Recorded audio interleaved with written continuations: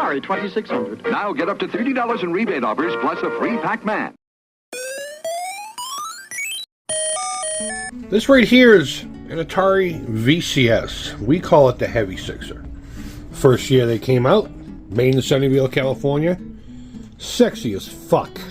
And without any shadow of a doubt, probably one of the most important video game consoles to ever be created. There were many before it, and there were many after it.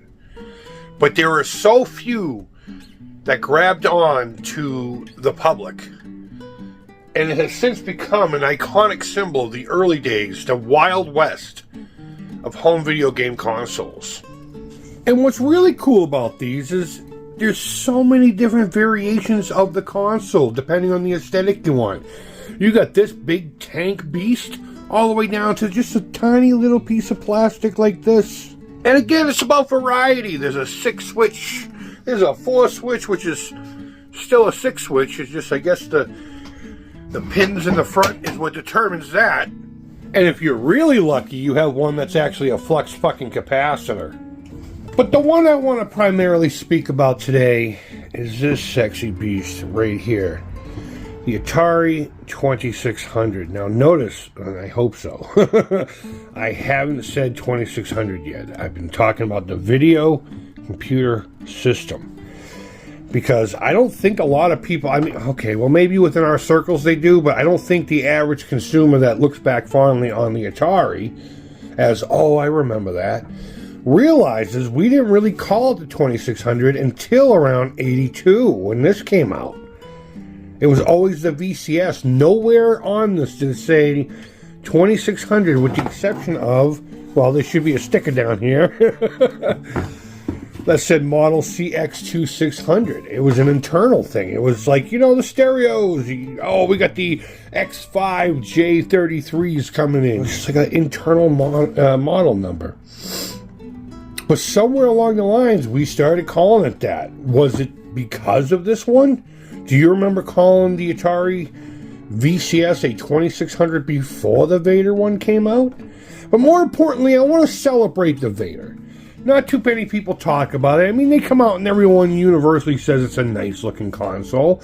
And though I do love the wood grain aesthetic on its bigger brothers, its older brothers, and little sister, I suppose I would call the 4-switch Woody. There's just something about this one. You could put this on a shelf today. And with the exception of certain appointments, it can look as modern as anything else that you're playing with today. And maybe that's the all-black aesthetic. Very similar to the greatest game console that has ever been conceived by any creature from any planet, the almighty Model 1 Sega Genesis. And now that I'm doing kind of, I guess you would consider this kind of a retrospective on the Atari 2600, I can also lump in, there's a European Junior. I believe it was Irish, or I should say the Ireland version. That's all black. It looks just like our Junior, but the metal stripe in the middle is all black. It's gorgeous. If any of you cool cats have easy access to any of those, because you're, you know, not here in the States, it doesn't seem like it's going to cost much to get it to me, please get a hold of me. You know, I talk quite a bit about my buddy. I won't say his name, obviously. He had one of these, as well as a 6-switch Woody. And I remember looking at this one thinking, wow, it's the same old console. It almost made me feel like the games were going to be a little bit more advanced, a little bit better. But there was just something to this one that just seemed both mysterious and just altogether just gorgeous. Excuse me, I'm still a little congested. It's going to get worse too now that spring is probably going to be rearing its ugly head here pretty soon. The all black makes the orange and red pop unlike anything else. Overall, it is just one of the nicer looking units. There are some things that you look at and they make you smile. They make you happy. I love all of my Atari 2600/VCSs. But there is a special smile I get when I look at this bad Larry. And then, of course, there is the nickname properly given to this console the Atari 2600 Vader model. I don't like saying the Darth Vader model. Vader models just sound so much cooler for some reason. But it's obvious all black aesthetic, and the design itself kind of resembles a Darth Vader mask-esque kind of thing. And I even remember when my buddy had one, thinking the same thing before even knowing anybody else called it that. So I guess it was just intuitive that we would be calling it the Vader model, which just, I don't know, made it tougher and made the games play better. Someone's going to lose their mind about that. But regardless, such a gorgeous unit.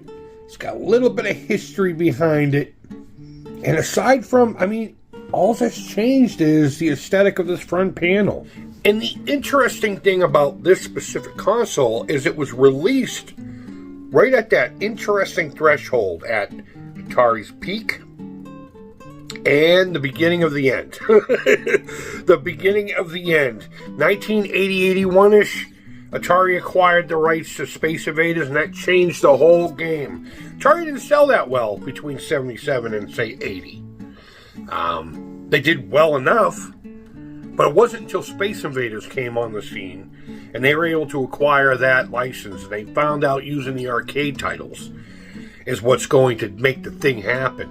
And even though this technology was already out for so long, they port one game to it, and then Atari became a household name.